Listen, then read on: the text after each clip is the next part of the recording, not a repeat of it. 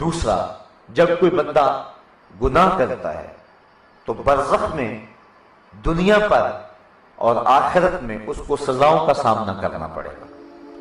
اللہ چاہے تو اپنے کرم سے معاف فرمانے والا ہے، لیکن اس کے اوپر واجب نہیں ہے کہ وہ معاف کرے۔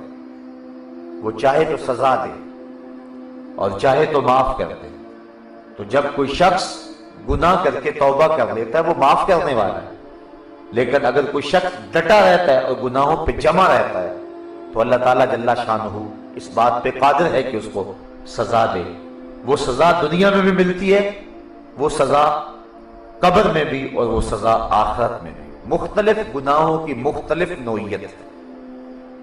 علماء نے لکھا ہے کہ بعض گناہ ایسے ہیں کہ جن کی سزا دنیا میں ضرور ملتی ہے۔ ان میں سے ایک گناہ ہے والدین کی نافرمانی۔ جو شخص والدین کا نافرمان ہو، آپ اس شخص پہ نشان لگا لیں، آخرت میں اس کو جو رسوائی، ذلت، پریشانی اٹھانی پڑے گی وہ تو ہوگی۔ وہ شخص جو والدین کا نافرمان ہے وہ دنیا کے اندر بھی ضرور ذلیل و رسوا ہوگا۔ یہ اس کے برے گناہ کا خمیازہ ہے جو اس کو دنیا پہ بھگتنا پڑتا ہے۔ تو دنیا پر بھی، قبر میں بھی۔ حضور نے ارشاد فرمایا القبر روضۃ من ریاض الجنہ اور حفرۃ من حفر النیران۔ قبر جنت کے باغوں میں سے یا تو ایک باغ ہے یا جہنم کے گڑھوں میں سے ایک گڑھا ہے۔ تو اس کو جو گناہ کرتا ہے تو اس کو قبر میں بھی سزا ملے، اور پھر آخرت کی سزا اور جہنم کی سزائیں العیاذ باللہ۔ حضور علیہ السلام نے جبریل امین سے پوچھا مجھے جہنم کے عذابوں کا تذکرہ سناؤ، تو جبریل امین نے عرض کی حضور سب سے ہلکا عذاب جو جہنمی کو دیا جائے گا وہ یہ ہوگا کہ اس کے پاؤں میں آگ کے جوتے رکھے جائیں گے، باقی اس کا سارا بدن سلامت ہوگا، صرف پاؤں میں آگ کے جوتے پہنائے جائیں گے۔ اور اس کی کیفیت کیا ہوگی؟ یغلی منہما دماغو، اتنی حدت اور اتنی گرمی اور اتنی حرارت ہوگی کہ دماغ پگھل کے ناک اور کانوں کے راستے سے باہر آ جائے۔ یہ اس شخص کے عذاب کی کیفیت ہے جس کے پاؤں میں آگ کا جوتا ہے اور باقی جسم آگ سے بچا ہوا ہے، اور جو سراسر آگ میں ہے اور آگ کے اندر جس کو ڈھانپ دیا گیا ہے اس شخص کی کیفیت کیا ہوگی؟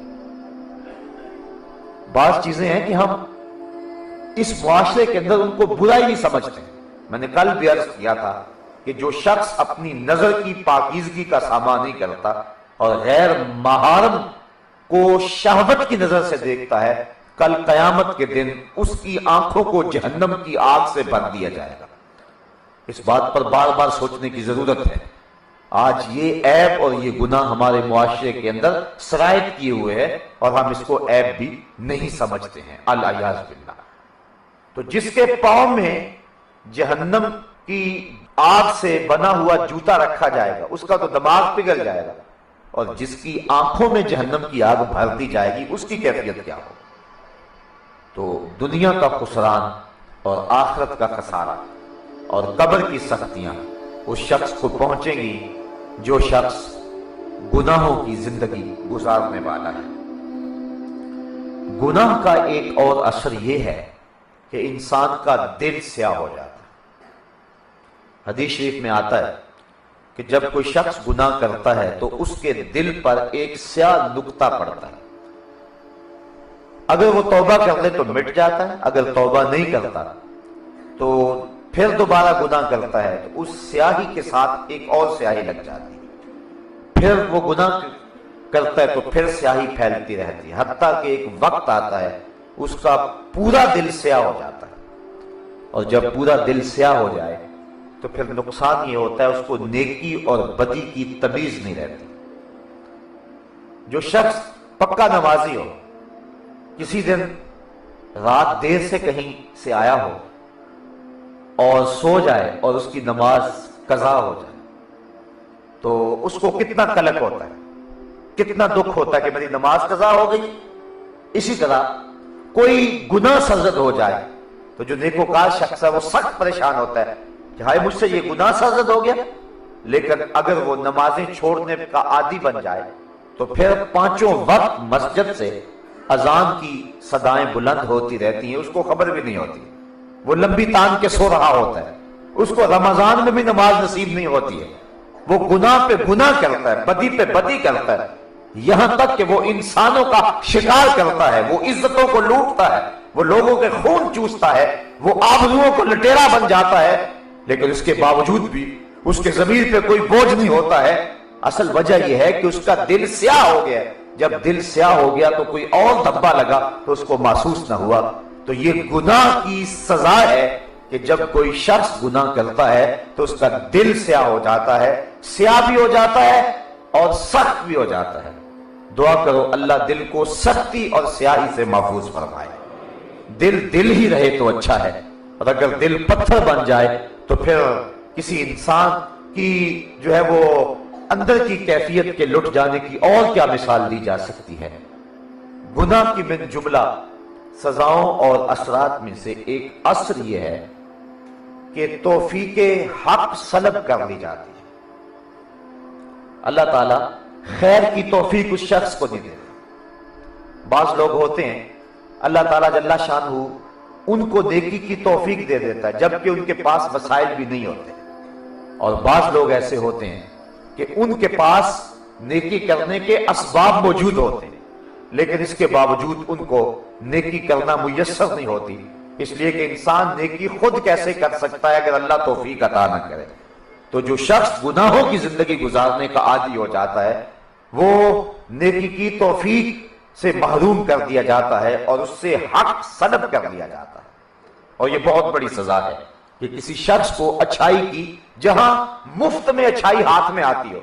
بعض نیکیاں بڑی آسان ہوتی ہیں، حضور فرمایا لا تحتقرن من المعروف ولو ان تلقى اخاك بوجه طلق، نیکی کو چھوٹا نہ سمجھو، اگرچہ تم اپنے مومن بھائی کو ہنس کے ملتے ہو، خندہ پیشانی سے ملتے ہو۔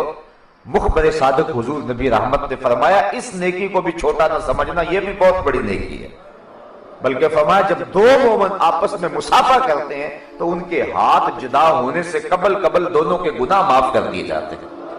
تو یہ کون سا مشکل کام ہے؟ کسی کو ہنس کے ملے تو یہ کوئی مشکل کام ہے، لیکن کچھ لوگوں کو اس کی بھی توفیق نہیں ہوتی ہے، ان کے ماتھے پہ ہر وقت تیوری ہوتی ہے، ہر وقت غصے میں ہوتے ہیں جس طرح لڑکے آئے ہوں۔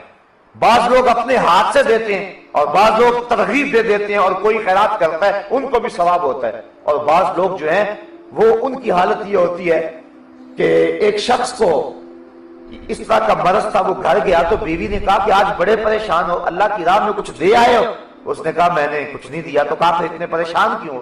اس نے کہا کسی کو دیتے ہوئے دیکھ آیا ہوں۔ تو کچھ لوگ ایسے ہوتے ہیں کہ ان کو جو ہے وہ نیکی خریدنے اور نیکی کرنے کی توفیق ہی میسر نہیں آتی، جبکہ بعض مواقع ایسے ہوتے ہیں کہ نیکیاں بالکل آسان ہوتی ہیں انسان کے لیے، تو وہ ان مواقع پر بھی نیکی حاصل نہیں کر سکتے، اور بندہ سوچتا ہے کہ یار اس کے ہاتھ میں یہ دولت آ گئی تھی، یہ نیکی کر سکتا تھا لیکن اس نے کیوں نہیں کی۔ یہ گناہوں کی زندگی گزارنے اور گناہوں میں منہمک رہنے کی سزا یہ ہے کہ انسان کو اللہ تعالیٰ نیکی کی توفیق نہیں دیتا۔ بعض اوقات وہ بالکل قریب پہنچ جاتے ہیں لیکن نیکی کی توفیق نہیں ہوتی، اور بعض اوقات جو ہے وہ انسان اس کے ظاہری اسباب نہیں بھی پاتا لیکن اللہ تعالیٰ اس کے لیے راستے ہموار کر دیتا ہے، اس کو نیکی کی توفیق عطا فرما دیتا ہے۔